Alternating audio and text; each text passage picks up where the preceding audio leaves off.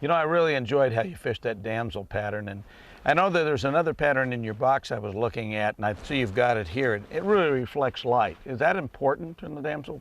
Yeah, it's a key feature I incorporate in a lot of Stillwater flies, but especially the damsel. And this is the Pearly Damsel, so named because of the pearlescent mylar that's used as the shellback down the body.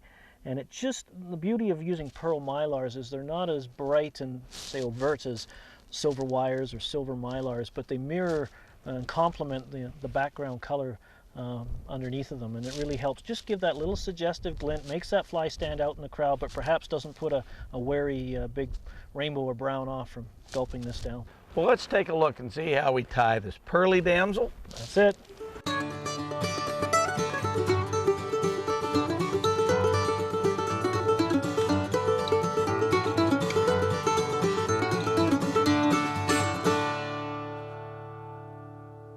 Okay, I'm now going to tie you the Pearly Damsel. A simple pattern, traces its roots back to Europe and England, and a very simple pattern that utilizes only one material for both its legs, its body, its tail, and that's the Stillwater Solutions Strung Marabou. You can tie this fly in a variety of colors. When we first designed the Stillwater Solutions line of materials, we chose 6 core colors: olive, brown, tan, light olive, and calabatus. And from there, we spread these colors throughout the line and added additional colors depending on the use of the materials. So what you get with this fly is a fly that you can match all the way from one end of the fly to the other and don't have to worry about differing materials not blending in or matching depending on what you've chosen. So into the jaws of the vise, I've placed a size 10, just a standard wet fly or dry fly hook is fine. And we're just going to attach our tying thread, olive 8/0 in this case, directly behind the hook eye. And I'm going to cover about the first third of the shank, first quarter, and I'm going to come back, and at a distance equal to about 2 eye widths back from the hook eye, I'm going to let the thread hang, and there I'm going to tie in a set of pre-made monofilament eyes. You can certainly make these yourself out of some heavy monofilament and a candle, or you can more readily buy these already pre-made nowadays. And we're just going to figure 8 these in place. Once we're happy, then I can actually place a few wraps under the eyes like this and pull tight. And what that does is gather those thread wraps that figure 8'd the eyes in place and pull them all nice and tight. And for a little added security, you can add a dab of this fisherman's glue or head cement. Make sure everything stays nice and tidy for you. So we're going to cover the hook shank with tying thread to provide a firm foundation. And then I'm going to carry that tying thread back up the hook shank so it's just even with the back of the eyes. And by the back of the eyes, I mean the back of the round part of the eyes, not the back of the stem that keeps them together. For the tail and body of this fly, we're going to use some of the Stillwater Solutions strung or long marabou. Choice is up to you. And I want to tie in a nice long tail, but keep it relatively sparse. We've got maybe 1/8 of an inch of material here. It's better to go sparse than heavy. We don't want the materials to compete with each other. And remember, a damselfly only has 3 paddle-like tails sticking out the back end anyway. So what we're going to do is tie the tails right in place, right up behind the eye. I pre-measured the tail to ensure that there was at least 1/2 to 3/4 or even shank length long protruding out the back, and then I secure it along the entire length of the fly for added security and also to keep the body nice and damsel skinny. Remember, on a damsel fly, the widest part of the damsel nymph, if you ever see a natural one, is the head area. So we want to keep our fly nice and skinny throughout. We're now going to tie in some ribbing, and you can use silver, copper, or gold wire. In this case, I'm going to tie in some copper wire. I'm just going to lay that right along the side of the hook and then secure it in place all the way up the near side of the hook with my tying thread. And for the pearly part of this damsel, I'm going to use some pearlescent mylar. I'm just going to lay this and carry this back. It doesn't add too much bulk.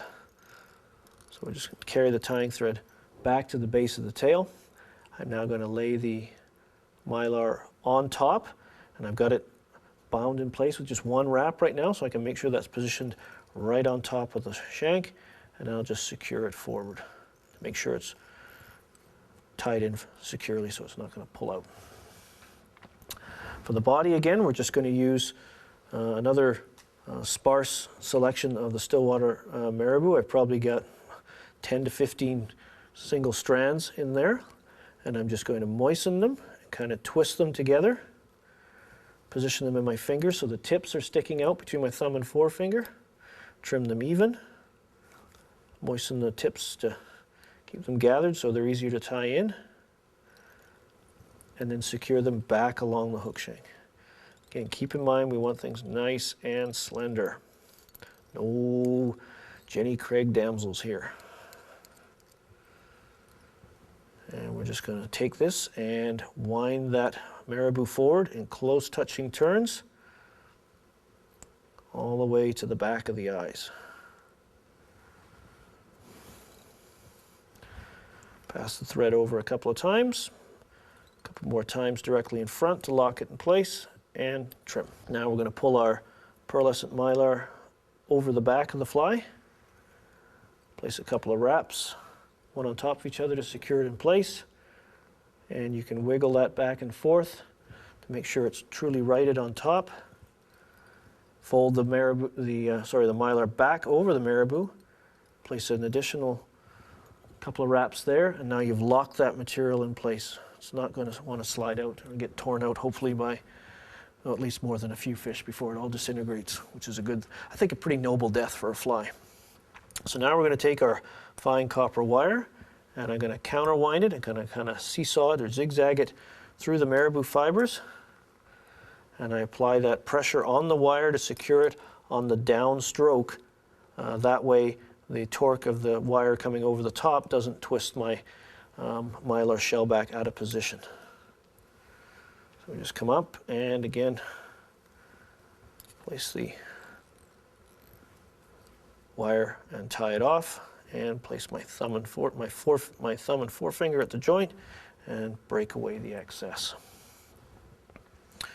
Now I'm going to carry the tying thread right up to right where the eyes were tied in place, and for the legs on this material I'm going to use a marabou plume again, but I'm going to use the tip section, and this is an area of marabou that probably most tyers don't use and just throw out. Not popularly used for tails, but it's a great material for legs. So I've removed the tip section, and this one's probably 3/4 of an inch from tip to from where I broke it off to the very tip of the feather here, 3/4 to maybe an inch. And what I'm going to do is I'm actually going to turn this around so I can get a hold on it, show you on camera. Just trim out that tip area here, and then I'm going to estimate how many legs I need. Remember, most insects only have 6, so it's better to go for a sparse selection than a lot. So I've trimmed this away even more, and now I'm just going to stroke these fibers together. And you can see I have the makings of a nice set of legs, and the beauty of this is that the stem holds them all in place. There's no chance of them coming apart or unevened in your thumb and forefinger through the transferring or handling of the materials, because the stem is holding them in place. So I'm just going to measure. I want these legs to sweep back along the sides of the fly when I'm done, about 1/2 to 3/4 of the hook shank. So I'm just going to tie them in place, and I'm going to flare up a little bit, and that's okay. I tie them in place directly on top of the hook and secure them back. Now I'm going to take our Stillwater Solutions Midge Flex in the olive and tie that in place flat on top of the hook shank, about 1/4 back from the hook eye. And then for the thorax, I'm going to remove an additional probably 2 to 3 plumes only. So here we go. There's 3 plumes of marabou right here. And I'm going to trim away the part of the marabou that was attached to the stem. And I'm just going to take these 3 plumes and twist them around, twist them around, and now we're simply going to wind our dubbed marabou forward to the back of the eyes to form the thorax.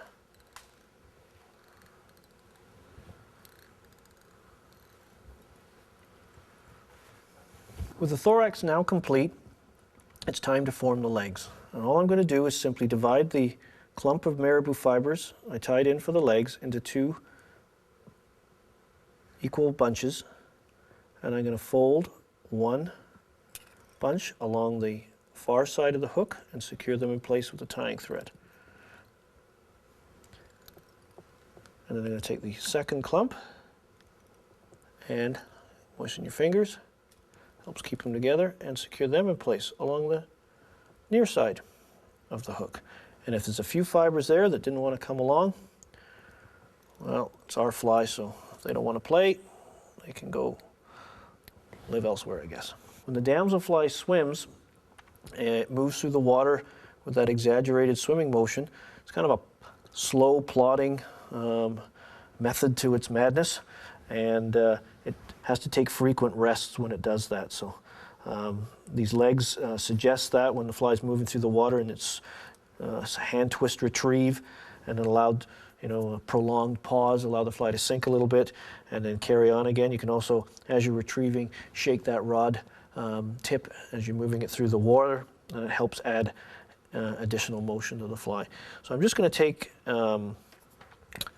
again, a couple of strands of marabou and spin them onto the tying thread to form a very sparse dubbing noodle.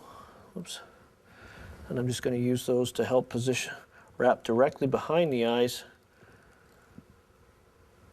and I can pull away the excess off the tying thread. That just helps further position the legs. Now I'm going to pull the wing case material over the top to help part the legs further. Tie them in place. Do not trim the excess. I'm actually going to fold it back out of the way. Take an additional 2 to 3 strands of marabou that we're going to spin onto the tying thread and dub in and around the eyes to help form the head of the fly. Again, remember that the head is the widest point on the damselfly nymph, but by no means should it be extra thick and bulky. So we just weave that in and around.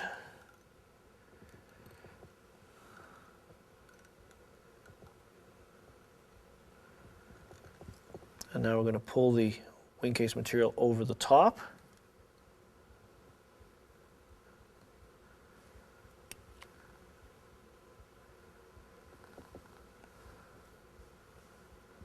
Center that onto the shank there. So I just jiggle it. Just a couple of wraps. I'm actually going to fold this back out of the way, so I'll build up my little thread head here so I can easily tie the fly on. Then I'm going to actually take the tying thread, go between the eyes, I'll rotate it, between the eyes, over the top, and around like that. So you position the thread directly behind the monofilament eyes, and now we're going to take the midge-flex wing case material and 1 to 2 wraps to secure it back in place. Now we're going to whip finish the fly to complete the tying section of the Pearly Damsel.